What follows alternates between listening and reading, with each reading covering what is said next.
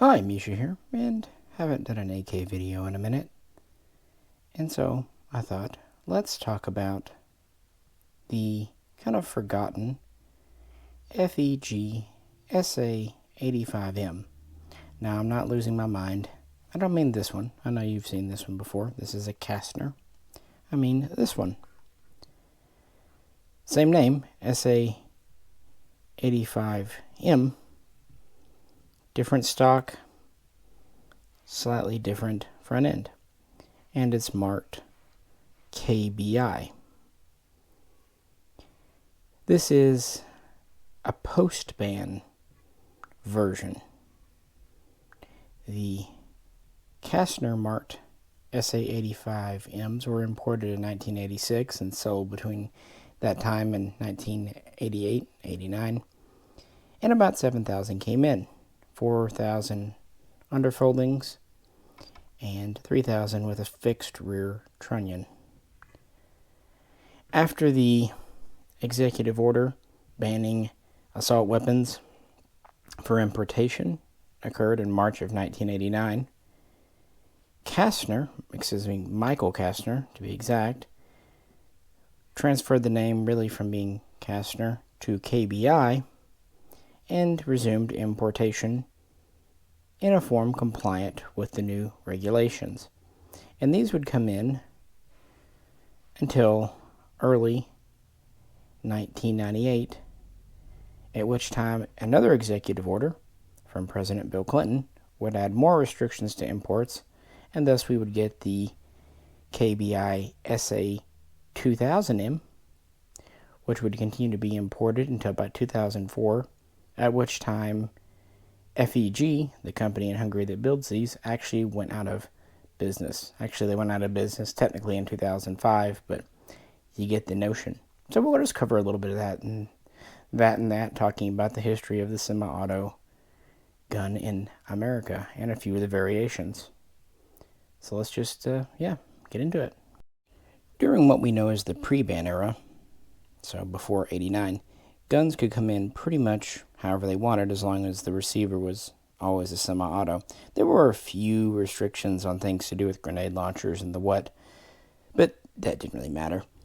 You could have different types of folding stock, pistol grip, you had bayonet lugs, and you had threaded muzzles with removable devices, and you had standard, or double stack if you will, mag wells.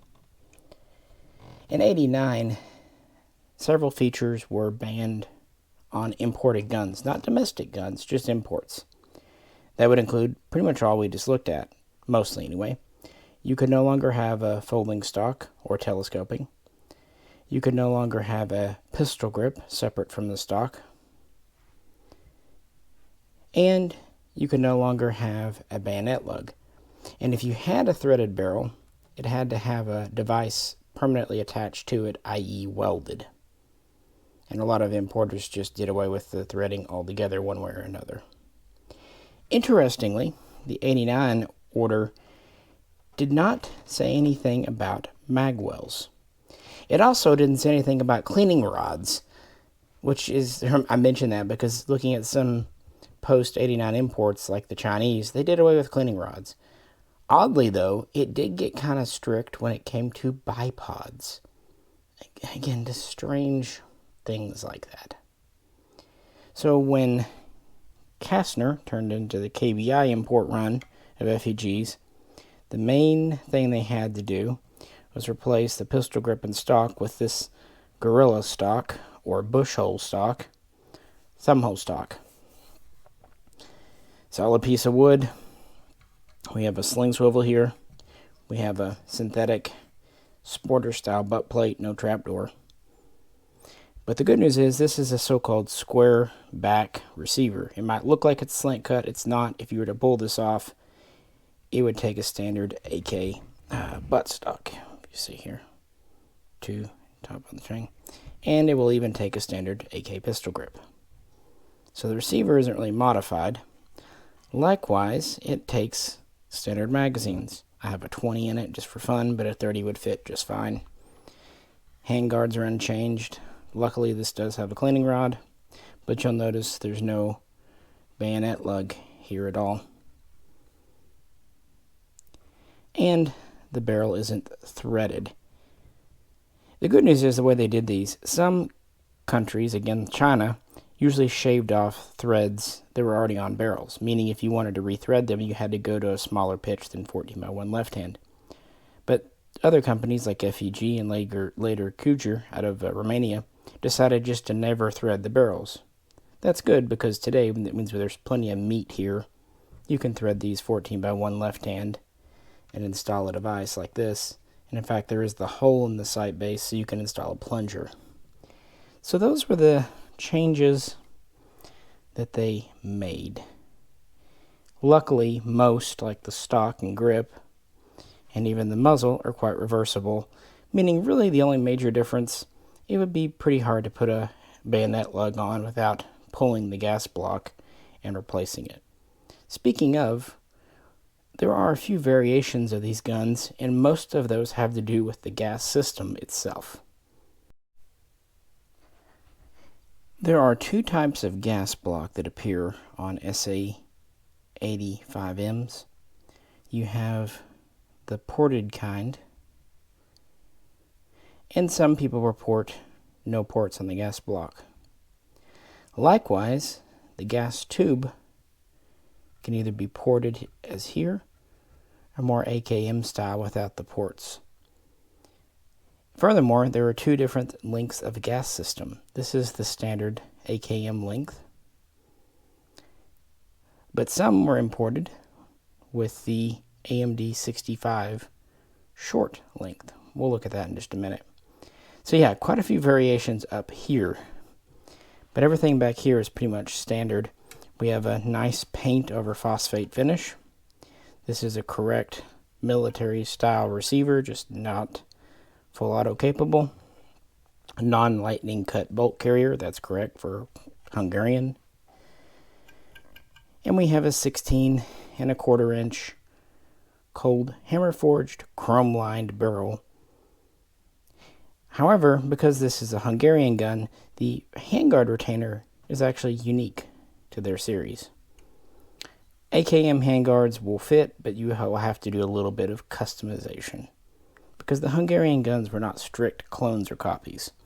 Up here we have my AK-60 or AKM 63, I should say. This was the first stamped Hungarian gun.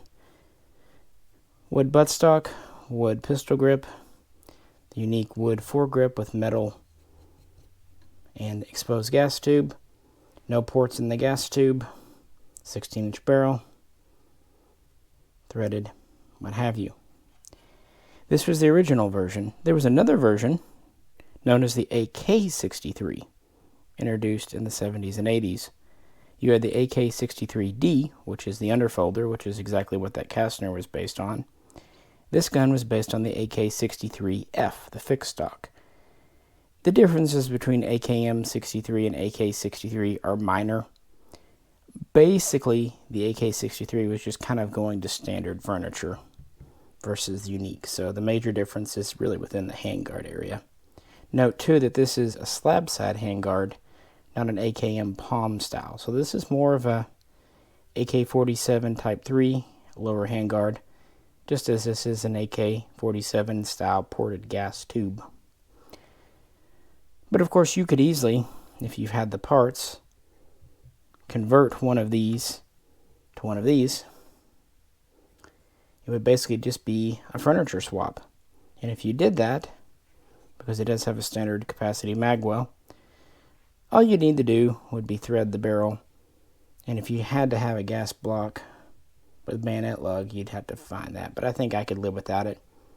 It sounds weird, but having a cleaning rod is more important than bayonet lug to me in these instances. So that's one thing. Some people will convert these to various things, while other people leave them as is as a historical curiosity. They are well-made guns, nice machining, nice fit and finish on them. And they had typical semi-auto triggers for AKMs. Nothing to write home about, but not the worst thing ever. So yeah, these started to come in in the early 90s, serials on the post-banned SA-85Ms seemed to start out around 4,600, kind of taking up where the pre-bands left off, although there was a little bit of overlap.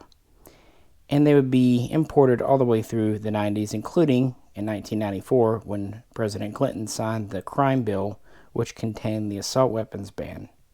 Contrary to what some believe, the 94 had nothing to do with imports. Imports were actually already held to a stricter standard than even the 94 assault weapons ban permitted. The ban allowed for two evil features. Essentially, for importation, you couldn't have any except for the magazine well. But in 97, they realized this omission. This is how and where the SA-2000M came from. Now, I don't have a as imported correct KBI SA-2000M, but I do have one of the Tennessee gun AMD 65s, which are SA-2000M marked receiver guns. These have their own interesting history, and I've covered them quite a bit in the past.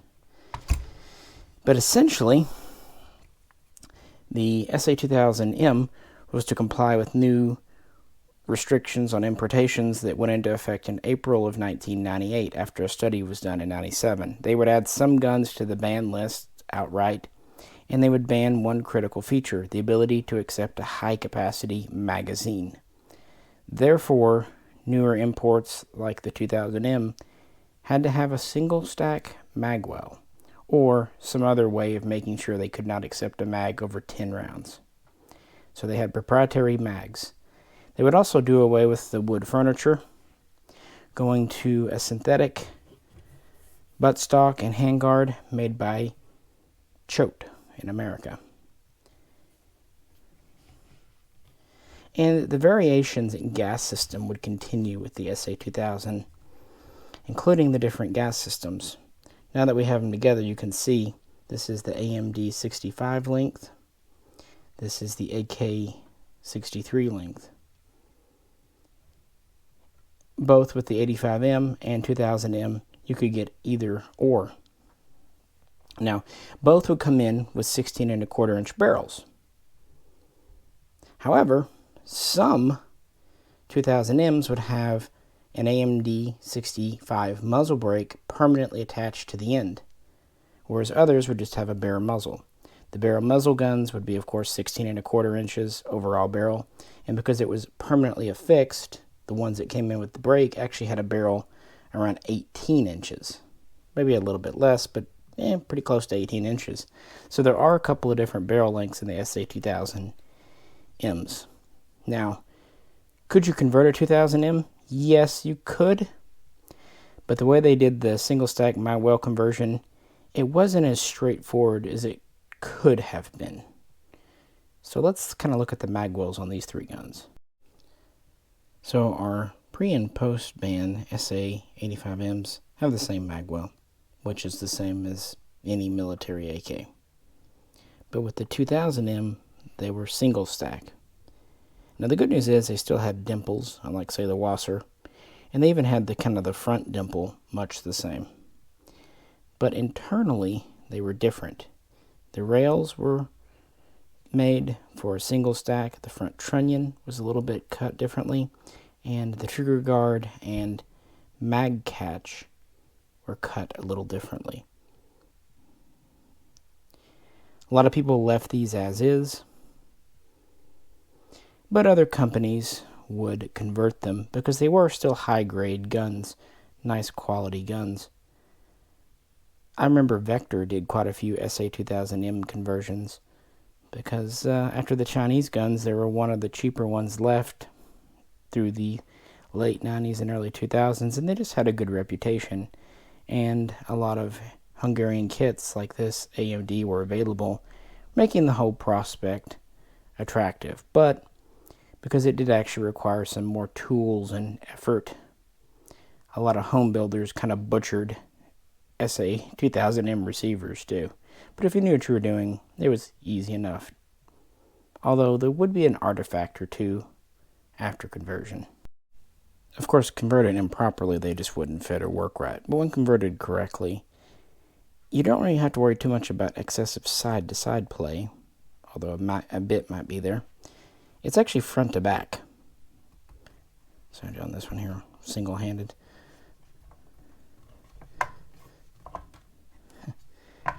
You can slide it back or forth. That won't affect reliability, but that's because the single stack mags were ever so slightly longer. They were thinner and longer, and that was just to make them more acceptable for importation.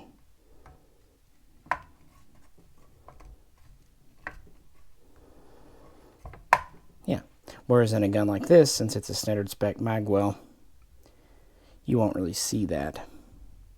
Still a high quality gun though.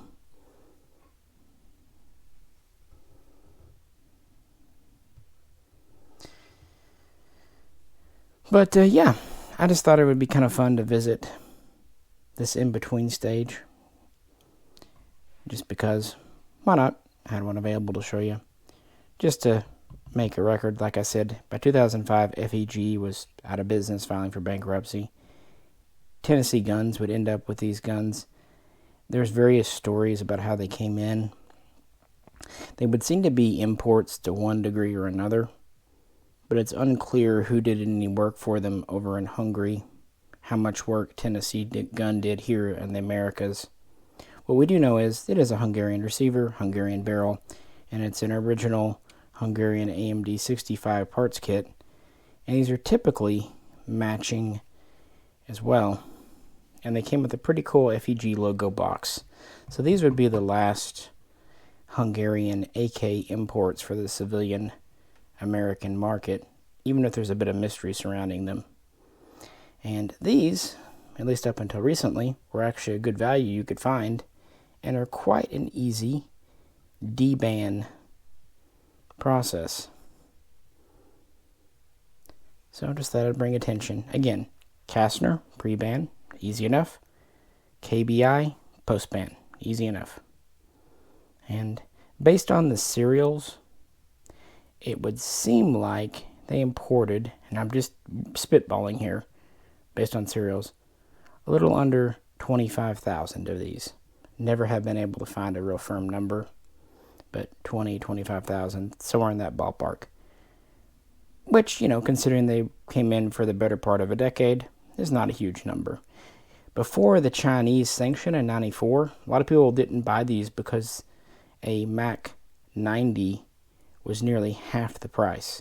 These were the princely sum of around $400 in the early mid-90s, whereas a Mac 90 was between $200 and $250, maybe $300 if your dealer liked ripping you off. But a lot of people avoided these because of the price back then. But once Chinese guns were sanctioned in the spring of 94, that left these with far less competition in the market, really just the Egyptian Mahdi, until Romanian guns came on the scene in 1997. But that's a story for another day. So if you own a SA-2000M or SA-85, love to hear about yours in the comments below. Any fun things you've done with it. They really are quality guns and worth picking up if you get a chance. So please feel free to comment, and if you could, like, share, and subscribe. And if you'd like to help support the channel, please check out the link to our Patreon page. This is Misha, wishing you a good week, and I'll catch you very soon next time.